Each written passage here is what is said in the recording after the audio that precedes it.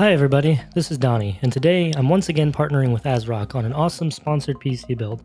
Only this time, we're doing an all-white, all-AMD build featuring AMD's latest generation Radeon RX 7000 series GPU and Ryzen 7000 series CPU. Specifically, we'll be using ASRock's Radeon RX 7900 XTX Taichi White 24GB OC edition for the graphics card. This beautiful all-white card features a triple fan cooling design which allows for a maximum boost clock of 2680 MHz. In addition to that, it features a reinforced metal frame for extra rigidity and a well-mounted triple slot rear I/O bracket which should help with GPU sag. And we'll be pairing that with the Ryzen 9 7900. This 12-core 24-thread CPU features a 65-watt TDP and a maximum boost clock of 5.4 GHz. Of course, for the motherboard, we had to go with the ASRock X670E Taichi Carrara.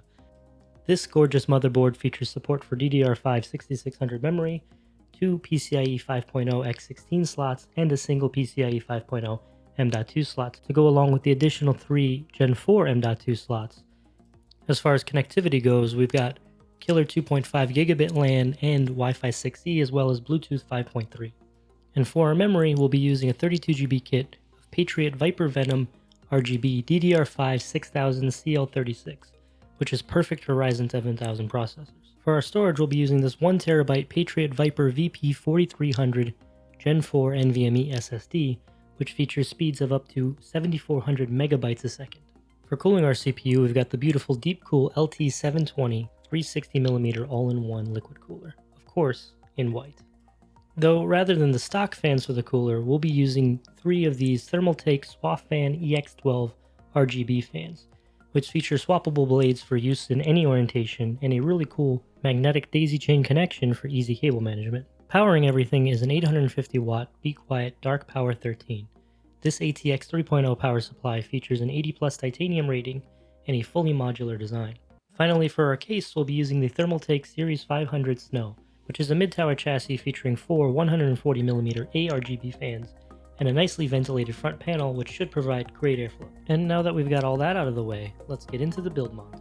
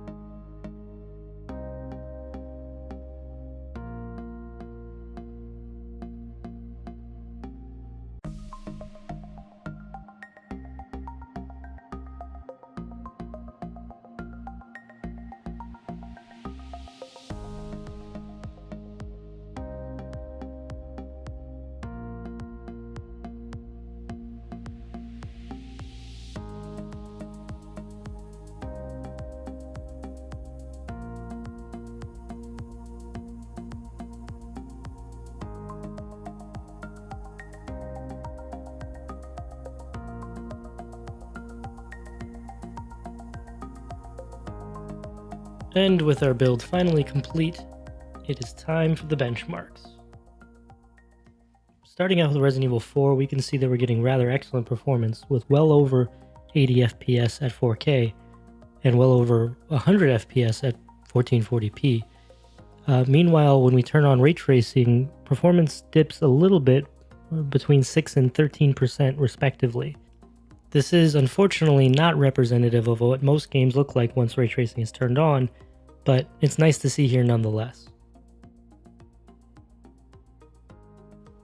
Moving on to Cyberpunk, and well, rasterization performance is still rather great, averaging over 60 FPS at 4K and 130 FPS at 1440p. Unfortunately, once you turn ray tracing on, performance drops by 70%.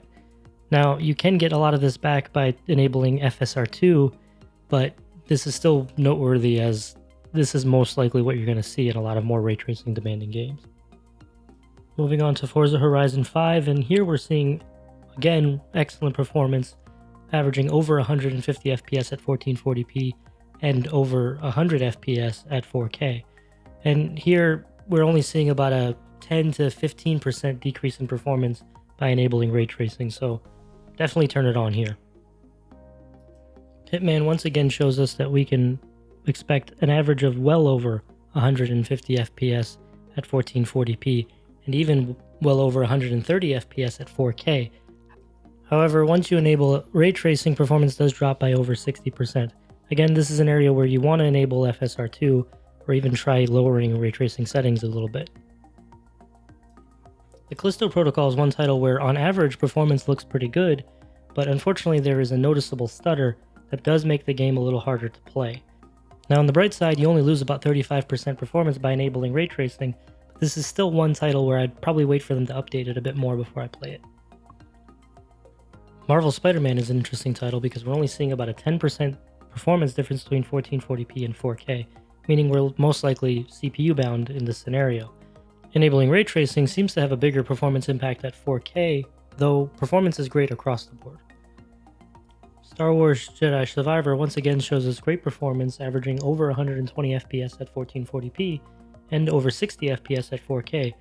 And when we enable ray tracing, we're only seeing about a 15 to 25% decrease in performance depending on the resolution.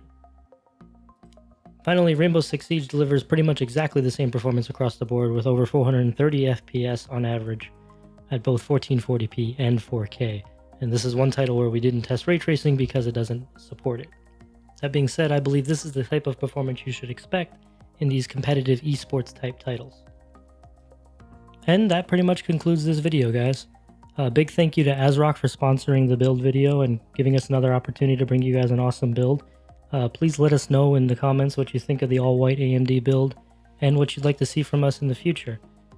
Thanks a lot and have a good one.